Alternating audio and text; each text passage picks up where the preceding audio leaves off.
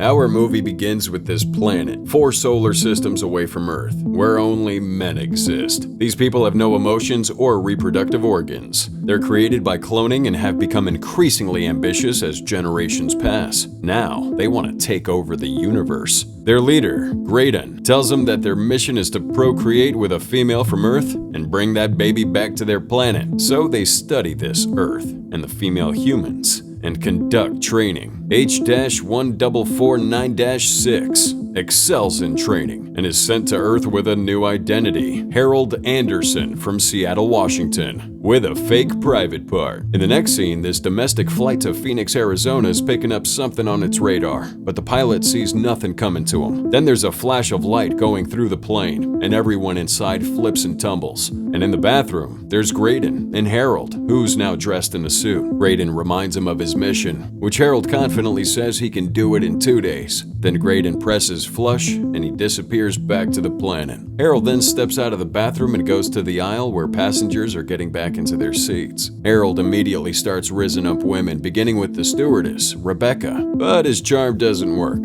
At the airport, he donates $150 to a woman asking for charity donations. All surprised by that generosity, she drops the jar and goes to pick it up. With that behind facing up towards Harold, he starts getting turned on, with those fake private parts humming. Still with no luck, he goes off to that bank where he'll be working. Now at the bank, he meets his coworker Perry, also his manager Rita, and his boss Don. Elsewhere, Detective Jones is watching a passenger video taken during that plane event, and he spots that flash of light that went through the plane, thinking that's pretty out of the ordinary. Back to Harold. He and Perry start bonding over their interest in sleeping with women, so Perry takes him down to see some strippers, and it looks like he can hold hands with Cheryl. At the hotel, as they're about to get they freak on, Harold's special parts start humming again, and our girl here wonders what's making that sound, so he lies and says it's the traffic. Just then, she forces him to wear protection, but because his private part isn't real, this little freaky business isn't successful. Perry then takes Harold to a AA meeting, where he meets up with a recovering alcoholic, Susan, and becomes really interested in her. After it finishes, Perry goes off with this woman, and as he leaves,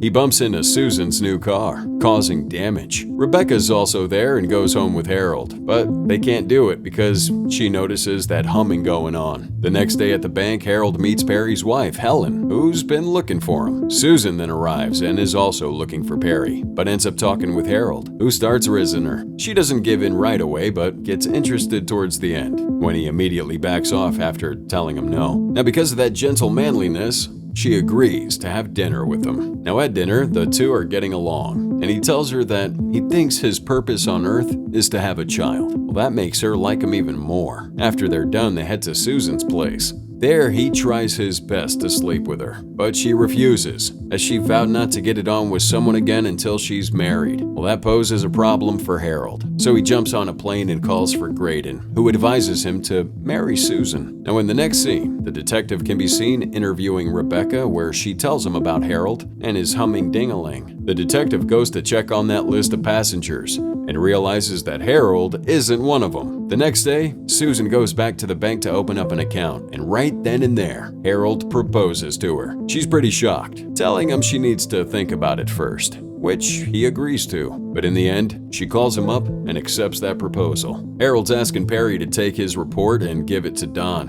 and to cover for him while he's gone. Perry agrees, but little does Harold know that Perry has a plan to sabotage him. Harold and Susan then go to Vegas to get married and have their honeymoon, spending most of that time just holding hands, eager to have a baby. Back in the bank, Perry's submitting Harold's reports to Don. He pretends he did all the work, taking the credit for everything, because he wants to be the vice president. He even tells Don that Harold is lazy. So when Harold returns to work after their honeymoon, he finds Perry in Don's office with his reports on Don's desk, and he figures that Perry stole it. Just then, Detective Jones comes in to see Harold. He secretly takes pictures of his desk, and when he comes into his office, he starts asking him questions about the flight, which Harold swiftly answers, leaving Jones here without anything. He then tries to trick him by showing Harold a dirty mag, trying to get that humming noise to come out like Rebecca mentioned. But Harold manages to outsmart him by sharpening his pencil while looking at that mag, hiding the sound. So, with no evidence,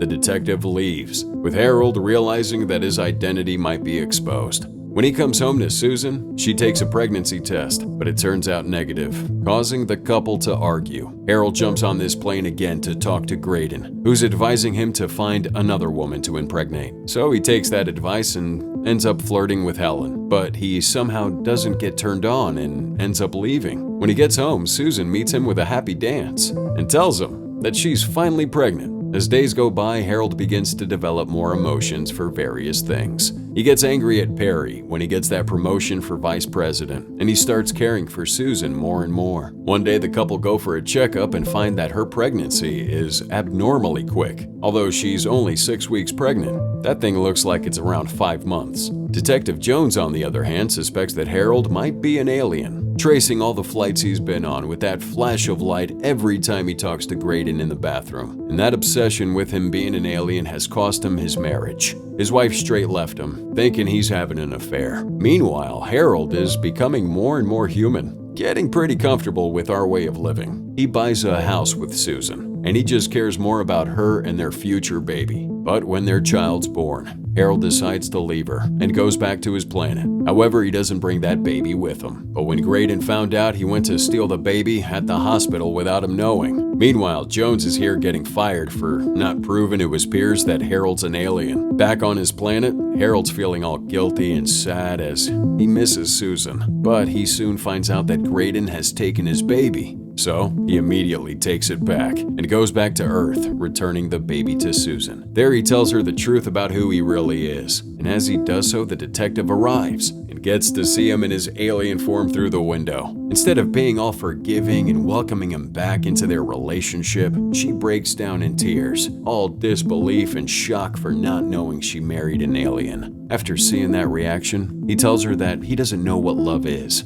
because he's not human, and decides to leave, telling her that he hopes that she can forgive him one day. Now outside, he sees Jones, who's very happy to know that he was right all along. The detective asks him to come with him and help him prove to his wife that he is indeed an alien. So he agrees. But before they leave, Graydon shows up with this phaser gun. Harold's at gunpoint, and Graydon tells him that he's going back to their planet. Jones pulls out a weapon on the leader, but Graydon starts bragging that primitive weapon won't hurt him, and that he can easily heal from it. But Jones doesn't care and just shoots him in the chest, with Graydon dropping into that fountain. Susan comes out and decides to patch things up with Harold, forgiving him after all. Jones is asking if he can have Graydon's body as proof, and Harold agrees. So he happily walks off with Graydon's alien body. The two lovebirds reconcile and decide to retake their vows in Susan's dream wedding. They invite all their friends and some of Harold's people from his planet. On their drive home, he tells her that the citizens of this planet want him to take over as their leader. They discuss it a bit, but she doesn't want to move because all her friends are here, and she doesn't know anything about the school system there. So without a choice, Harold agrees that he'll commute between the two planets, and the movie ends with their son smiling at the back seat. Always a pleasure having you guys around. Thanks for watching. Like and subscribe if you had a good time today, and get ready for the next one.